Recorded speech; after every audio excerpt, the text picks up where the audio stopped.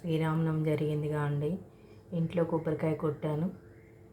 ఏం చేయాలా అనే ఆలోచన వస్తుంటే కొబ్బరి పచ్చడి చేసి చూద్దామని ట్రై చేశాను. ఇలా కొబ్బరి ముక్కలు నూనెలో వేయించుకున్నాను. జీలకర్ర, ధనియాలు, పచ్చిమిరపప్పు, మినపగుండ్లు, కొత్తిమీర, కరివేపాకు వేయించుకున్నాను.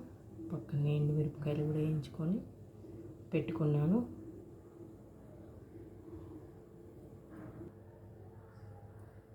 ఇలా మిక్సీ జార్లో వేసుకొని గ్రైండ్ చేసుకున్నా అండి.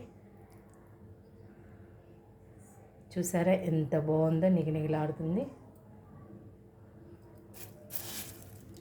పైన ఇలా పోపు వేసుకున్నానండి.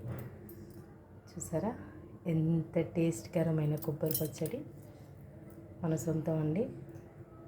కొంచెమైతే టేస్ట్ చేశాను. ఎంత టేస్టీగా ఉందంటే చాలా టేస్టీగా ఉంది. మీరు కూడా ట్రై చేయొచ్చు. ఎందుకంటే కొబ్బరి మనకి చాలా ఆరోగ్యకరమైంది. ప్రతి ఒక్కరి ఇంట్లో ఉంటుంది. ఇలా పొద్దున్నే హడావుడి కాకుండా మనం ముందే చట్నీ చేసుకొని 15 days దాకా యూజ్ చేసుకోవచ్చు.